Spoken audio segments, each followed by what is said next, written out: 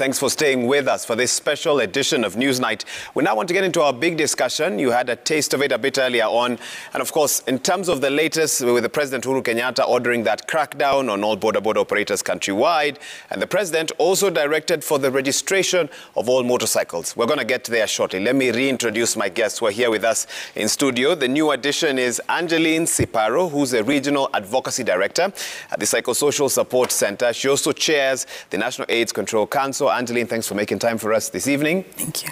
And of course, we had Dr. Kalua Green, Chair, Motorbike Assemblers Association of Kenya, still here with us, and Kevin Mubadi, National Executive Chair, Boda Safety Association of Kenya. To both of you, gents, thank you for staying with us. Thank you. Angeline, let me actually just start with you. And also, same question I asked these two gentlemen. I don't know if you've had the courage to watch the video. What was your reaction, if you did? For me, the reaction that I got instantly was the chilling screams.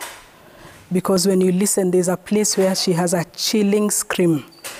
And then obviously the groping, but I think what has stayed with me is the screaming. Because she's screaming almost like an animal that has been cornered, and that is what has been left. That's what the video left with me. And then there's been a bit of editing, because it was very graphic. But I think sometimes the editing is actually the problem. Because the editing is we are saying we are uncomfortable with what we are seeing, but the screams for me is what has left me the whole day. Briefly, what did you draw out of watching that video? What did it tell you about maybe where we are as society, about a sector that needs to be looked into? What lessons quickly did you draw as you watched it? I think it would be very easy to be able to say that let's blame these young men, let's call them hooligans. But from a psychological point of view, the one thing we have to remember is what happened at Forest Road is actually Kenya. If you end up having an accident, people don't rush to come and remove you and save you. They come and steal from you. If a woman is in trouble and those chilling screams are going, there is almost like a mob psychology that kicks in. And one of the things for me that I worry about is that sexual violence is not new. It's always been used as a tool of war. It's always been used as a power issue. It's always been used to dominate women. But what worried me today was the fact that there were so many people, and there is no one until the policeman came and acted as a shield. He actually acted as a body shield. There's no one else who was touched sufficiently among that group, which means the level of dehumanization is so high that they were not able to see her as a woman anymore. They were able to see. It's almost like, if you look at it from the animal kingdom, it's like when hunting dogs or attack. So you've seen how, like if you look at videos in the Mara and the Serengeti, when they go as a pack, they actually can begin to eat the animal alive. So for me, what I worry about here is the breakdown of that humanity within us, that when someone has an accident, we steal, we don't save. When a woman is being attacked, the chilling screams don't enter. And tonight, there are people, because that video triggered many people's trauma. Remember, there's a lot of sexual violence, there's a lot of defilement, there's a lot of rape. So the auditory, the visual, there's a lot of people tonight who are going to need a lot of support, because there's been a lot of triggering. Anything that triggers you is like if you have been carjacked and you pass near a policeman with a gun.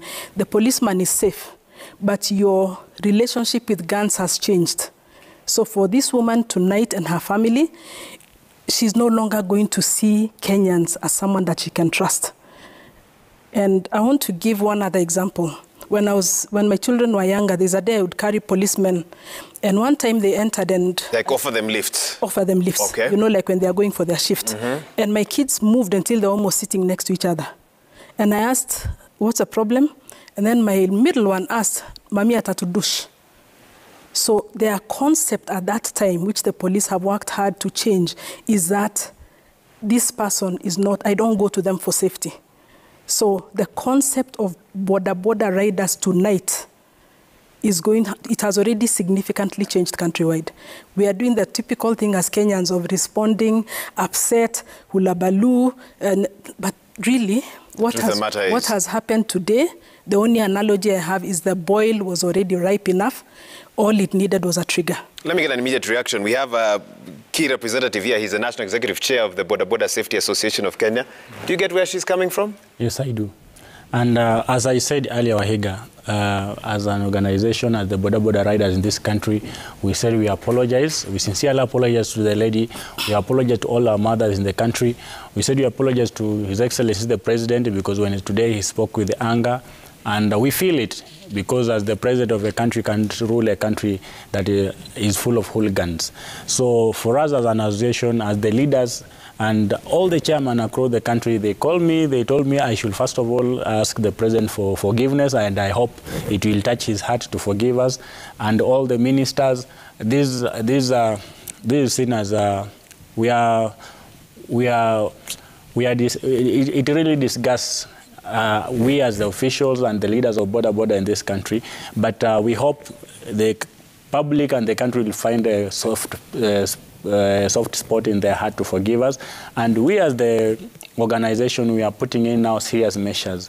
And we are working very closely with the Inspector General of Police, with the CS Matiang'i, CS Mushero of ICT, to ensure that the reforms that the task force report implemented, which I was part of the task force committee, the report that came out on Boda regulation will be followed to latter. Tell me this before Dr. Kalua comes in.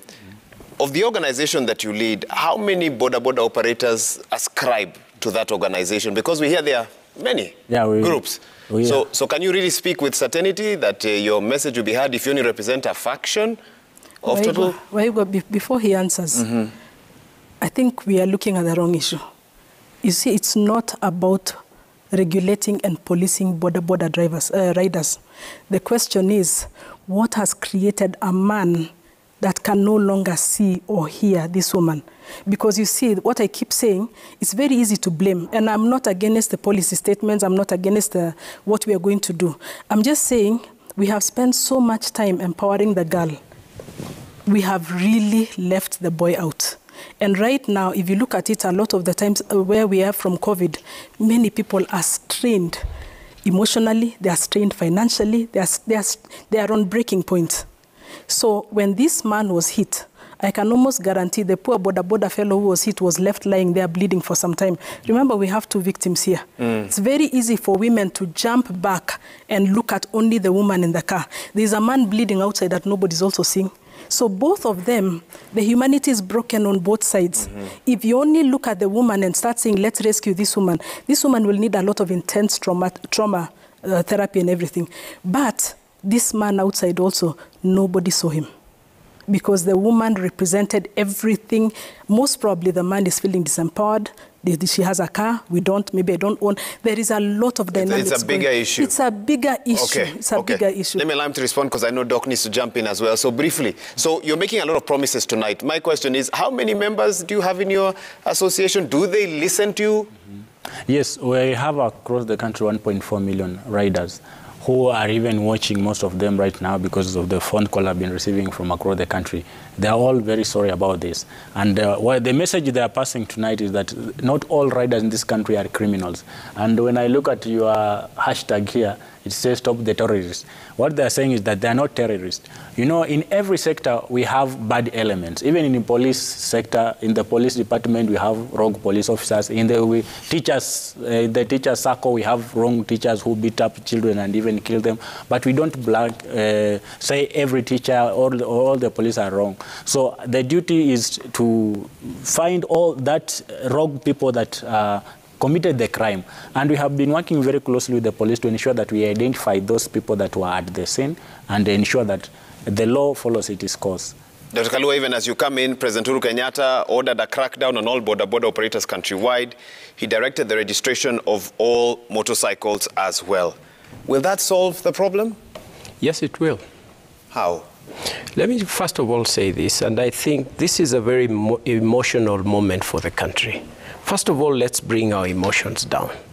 As I sit here, if there is anyone who is hurt by the behavior of yesterday and by the behavior of the rogue terrorists, then they can only match me. This is one thing. Let's first of all leave our fears and our pain out there and deal with what my sister is talking about, because there is much more. This is just a representation. Two, in life it is very important to understand that there are two times that you should never portray or bring out your emotional feelings. And one is when you're extremely happy, and the second one is when you're extremely annoyed. So we need to be very careful as a nation as we deal with this issue. Let us address the underlying issues. And I think this is what the president was saying. First of all, the president appreciates that what he did not say and was heavy in his statement is that he appreciates that there are about 1.5 million Kenyans who are using boda boda for their livelihoods. Each boda boda that you see, Wahiga, each supports on average 6 people. These are 9 million Kenyans who are placing food on their table out of boda boda. So we need to handle this discussion, deal with hooliganism as its own, because it is the first underlying issue. Hooliganism must be dealt with as hooliganism. That must be separate. So let's keep away the discussion away from what happened. It could be terrorists, yes, and I request my brother to be able to understand that terrorism must be dealt with it and all this. This is away from this. Let us now deal with the real issues that Kenyans are facing.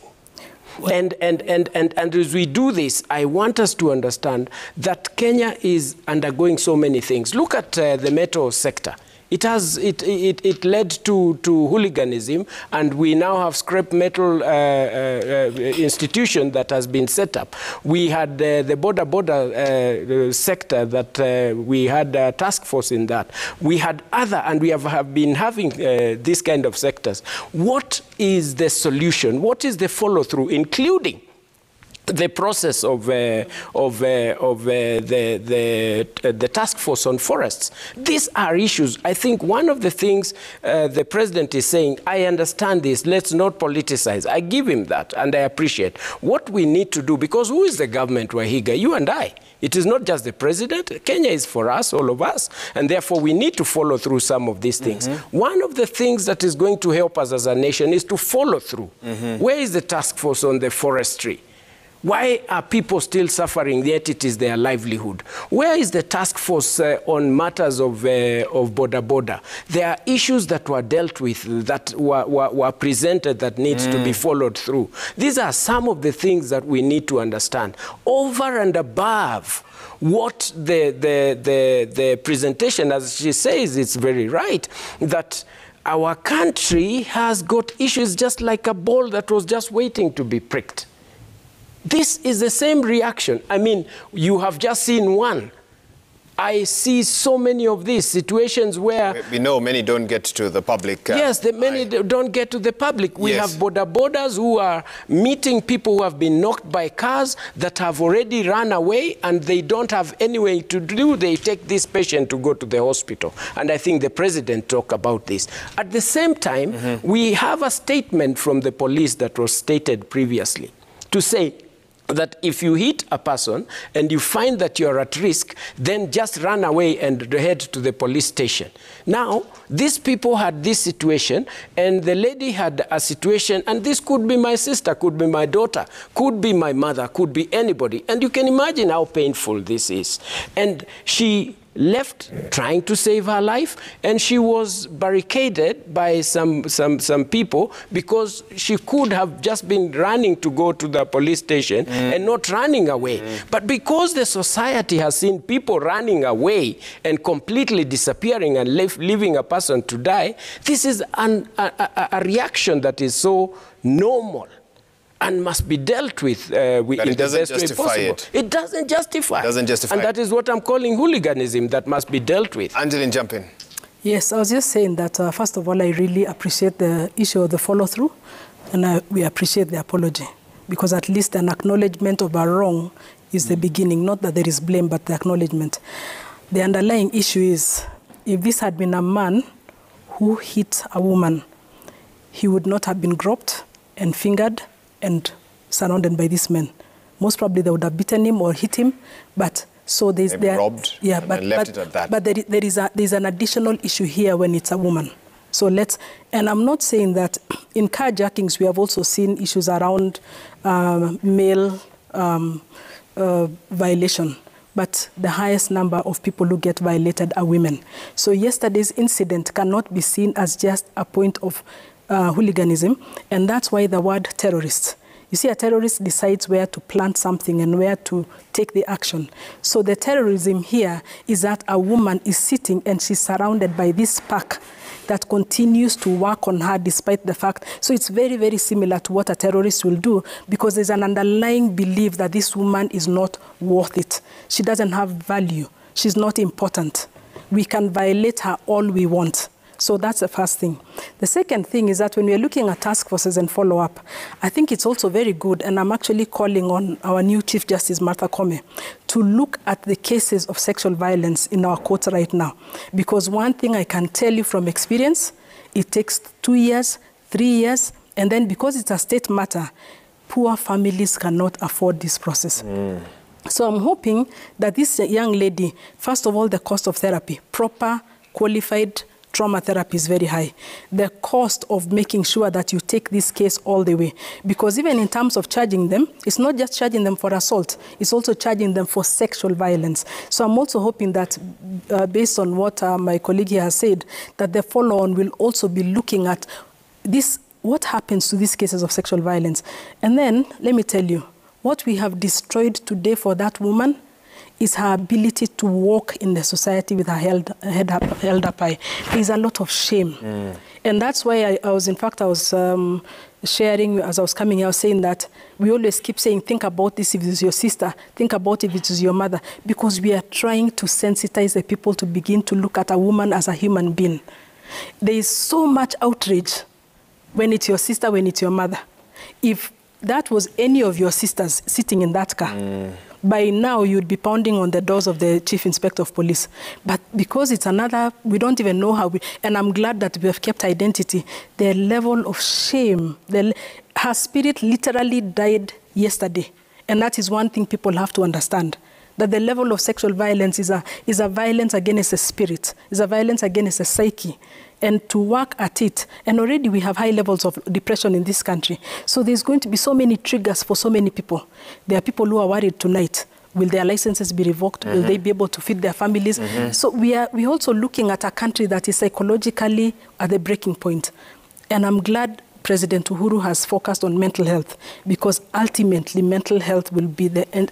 That's how we will enter. And we'll get into that shortly. And to that also, just a quick add to this, you find that Nairobi is leading on violence, followed by Western, and then ending up at Nyanza. These are issues that need to be changed, and these are reports that have been reported. How do we start dealing with this and deal with that underlying issue as a country in the best way possible? 47% of women are being, between 18 to 49, are being attacked in one way or another at family. And whether it is man or woman, violence should not be allowed at this level. And taking it also to the level of terrorism, because it's a planned thing that you find that it's working and we are allowing it as a country. We need to deal with it.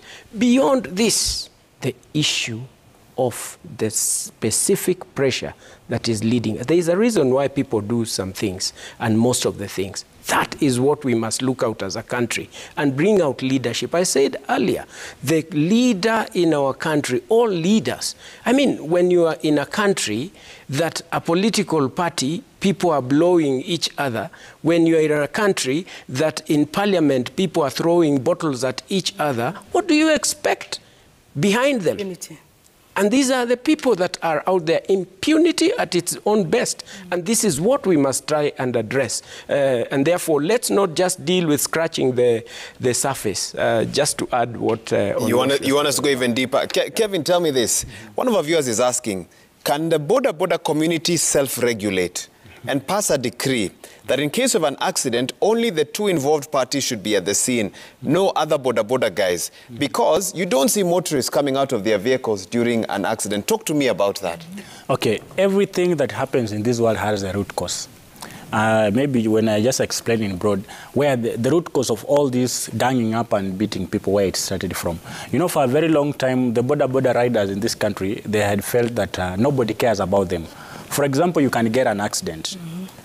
We have two ways. One is that this border rider is on their own, because if you ride and you don't have a license, if you ride and you don't have an insurance, automatically, even if you have your Prado Range Rover, when you knock someone or you are knocked, you are on the wrong. So many border riders didn't know this, because once they are, for example, they are knocked, and when they go to the police station, they find that they don't have these documents. So automatically, they'll be on the wrong. But psychologically, they say, no, these guys have been, I didn't get my justice at the police station. Secondly, there's another option where the border rider sometimes has all the documents. But when you go to the police station, the case changes on you, because the owner of the car has some cash, he can bribe, or he can go to court, he can get some good lawyers. You find that the border rider never gets justice at all. So this thing has been growing for a very long time. It is the one that now made these people to look for self-defense. You find that whenever there's an accident, they want instant justice on the road without understanding where the root cause is. Now, we came in and the government rolled out training, where we partnered with the NYS to train riders, so that when we spoke with the CS Musheru and Matiang'i, we sat down and looked at what is the root cause of all these issues. One is licensing. So the government said that let's use now NYS, because there's not enough driving school in this country for the border riders. So we try to spread it around to ensure that these people are trained to get the license. Once they get the license, at least when you get an accident, you can at least get your justice. Number two, police officers, junior police officers have been harassing these riders. And we want to thank the Inspector General, because he has now come out to say that now we can partner. In case you get a problem at the bottom there, whether with those EAs or any officer, you can easily reach me as an organization, and we'll be able to support to make sure that your members get justice. We as an organization also, we have a team of lawyers. We have now said, okay, let's solve this problem, because these people, maybe they can't afford lawyers to go to court and they cannot get their justice. So we are telling our members, we have all these things now. We have the lawyers here, the Inspector General and the Deputy Inspector General are there ready to support us in case of any mistreatment down there. So in case you see, if you are involved in an accident, kindly don't gang up, just report. We have a structure from the national chairman, county, sub-county chairman, ward chairman, and stage level chairmans, where the stage managers, then riders. You can easily report to your chairman there at the stage level. If the matter is not resolved, the issue can escalate quickly to the national chairman. When it reaches my office, I'll easily talk to the CS, I can easily talk to the IG, and the issues will be solved. So issues of taking matters into your hands, these are the things now we want to tell the public and the members of the border sector in this country that it is wrong. If you are involved in an accident and you find that you can't get justice wherever you are going, just report, because we have a channel. The system is there. For a long time, there was no an organization that was supporting them. But now there is an organization. So there's no reason why people should fight. Okay. I'll get some reaction. On the same. We need to take a break. We need to take a break. Just before the break, Wahiga. It has to be a second. Yes. There is need for such institutions like the Boda Association to be strengthened. Because even as he sits here, there are other institutions that are still claiming the chairmanship. They are texting me, some of them. Yes, and you see that order, I think what comes out right is the president's message, that the registration from the ground, so that all of them are done in a good way. And then, because you put him in trouble when you give him a government office, and there are others, and then the issue, and again, the good thing about depoliticizing the process of all this, because the moment he's there, then the other people in a different factor in politics, they also say that this is not their own. The solution is now coming with what the president has said, that the registration and all that, so that we can have one unit. This is a business. This is not politics. And by the way, I am the chair of Honda, the world leader in making motorcycles and having training sessions world over.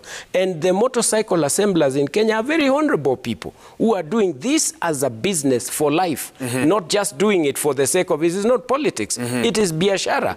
Just like any other way that everyone is doing it. Then take that break. Actually, I was just going to say that he has made a very, very key point, which is the fact that when they come and gang, there's a feeling of powerlessness, There's a place of, and I think that's something that we can be able to explain a bit more, because a wounded person wounds. There is nobody who's whole who would go and do that to that girl. And then again, if you look at even the rate of violence in homes, some of the data I shared today, when I was saying I'm not celebrating Women's Day, Kenya has the highest rate of partner violence in Africa. So by that, more women are beaten or die in their homes in Kenya. I think, and that's now in terms of partner violence. South Africa leads in terms of sexual violence. But the point is, there must be something that's making the people feel so powerless that the only way you can get power is in the wrong way. So he has said a very strong point. And I think it's also looking at the structures. Because again, if you look at the underlying issues of corruption, Kenya is also one of the countries where you really cannot change social structures. You can't move from lower class to middle class to. So there's something there that needs to be explored, because a wounded person will always wound. Okay. Yeah. On that note, let's take a break. When we come back, we're talking solutions. What is the way forward? I think we've had a good moment here to quickly analyze what the problems are, and my guests have ably given different ideas as to why we found ourselves here, why what happened on Friday happened, and of course, something that many Kenyans are still grappling with, including myself. But we now need to figure out what is the way forward to ensure it doesn't happen again. We continue to protect innocent boda operators who are earning a living, moving around to feed their families, but we also protect the lives of men and women and the sanctity of those who may find themselves in an altercation with a boda operator. One viewer here, Mtoto Ian someone, you say, I think the law is too lenient in most cases. There should be an amendment and stiffer penalties for culprits. Will that help? Well, we'll find out when we come back. You're watching Newsnight. Stay with us. Hashtag is Newsnight. Hashtag Stop the Terrorists. That's for tonight. Traffic terrorists, to be more specific. We'll be right back with your feedback and so much more on the other side.